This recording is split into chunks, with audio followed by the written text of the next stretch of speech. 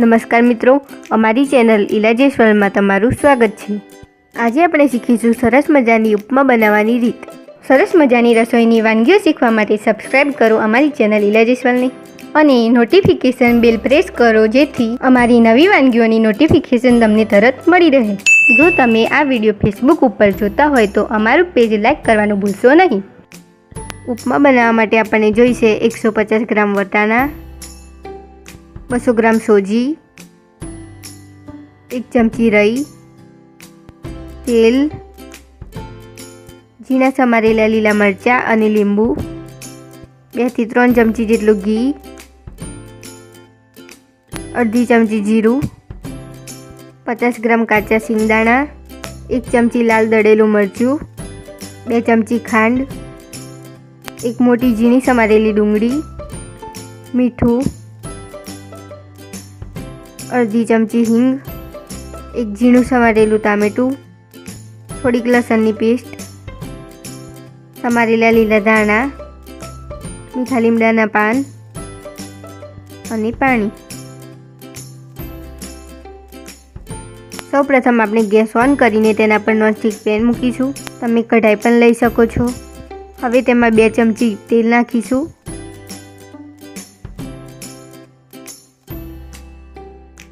તેલ ગરમ થાય એટલે આપણે સિંગદાણા નાખીશું। સિંગદાણાને બરાબર હલાવી થોડી વાર માટે શેકીશું।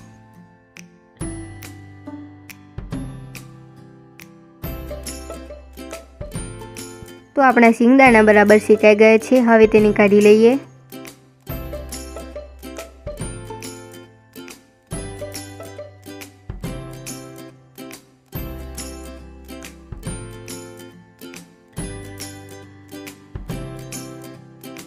હવે આપણે એ જ પેનમાં ઘી નાખીશું।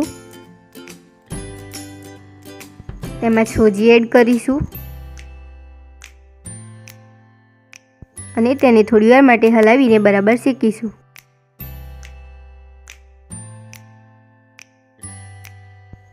સોજીનો કલર થોડો બ્રાઉન થાય ત્યાં સુધી તેને હલાવીને શેકીશું। તો આપણી સોજીનો કલર થોડો ચેન્જ થઈ ગયો છે અને સ્મેલ પણ આવી છે। તેને આપણે બીજી પ્લેટમાં કાઢી લઈએ।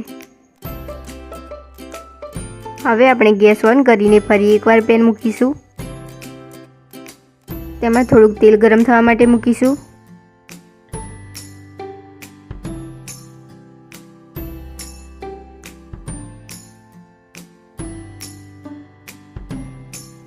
તેલ ગરમ થાય એટલે તેમાં રઈ નાખીશું, જીરું નાખીશું, લસણની પેસ્ટ નાખીશું,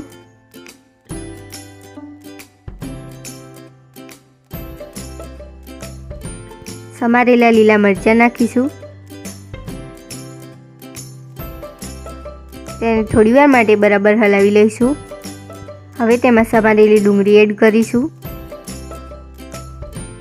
પછી તેમાં સમારેલા ટામેટાં એડ કરીશું અને તેને થોડીવાર માટે બરાબર હલાવીને શેકીશું। પછી તેમાં વટાણા એડ કરીશું અને ફરી એકવાર બરાબર હલાવી લઈશું।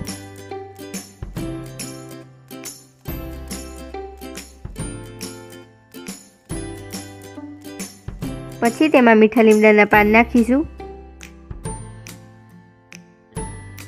ફરી એકવાર બરાબર હલાવી લઈશું।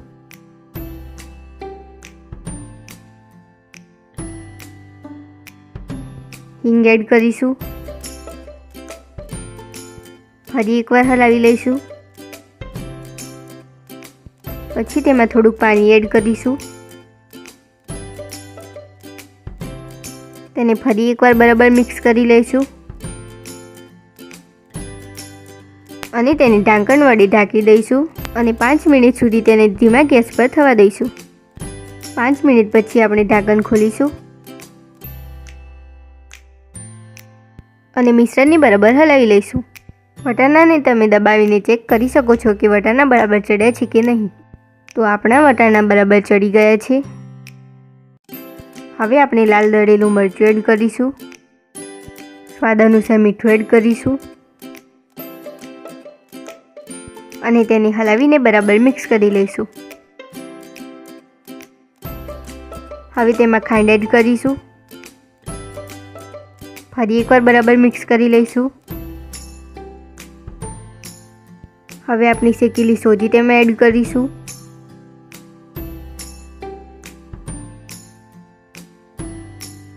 તેને પણ હલાવીને બરાબર મિક્સ કરીશું.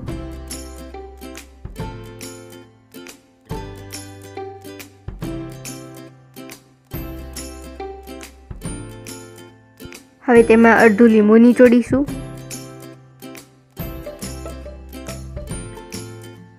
ફરી એકવાર બરાબર મિક્સ કરી લઈશું. હવે તેમાં 4 થી 5 કપ પાણી એડ કરીશું.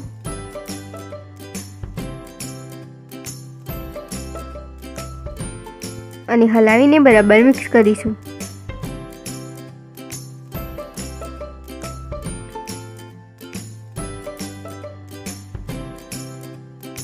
હવે આપણે શેકેલા સિંગદાણા એડ કરીશું. તેને પણ બરાબર મિક્સ કરી લઈશું.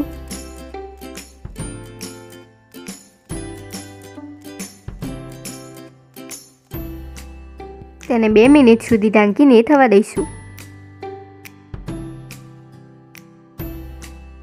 2 મિનિટ પછી આપણે ઢાંકણ ખોલીશું. આપણી સોજી પણ બરાબર ચડી ગઈ છે. ફરી એકવાર બરાબર હલાવી લઈશું.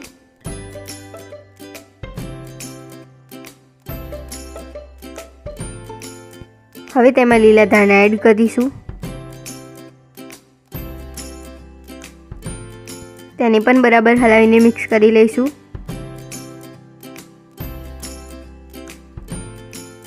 ઉપમા તૈયાર થઈ ગઈ છે. હવે ગેસ ઓફ કરીશું. તેને સર્વ કરવા માટે એક પ્લેટમાં કાઢીશું.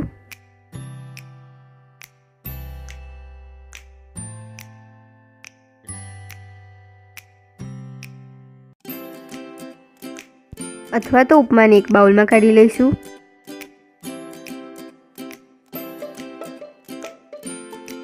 અને તેને આ રીતે બરાબર પ્રેસ કરીશું.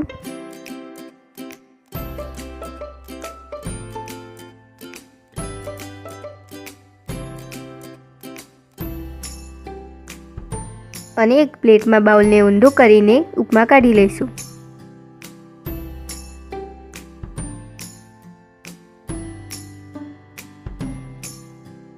પછી તેના ઉપર ગાર્નિશિંગ માટે કાજુ ચોંટાડીશું.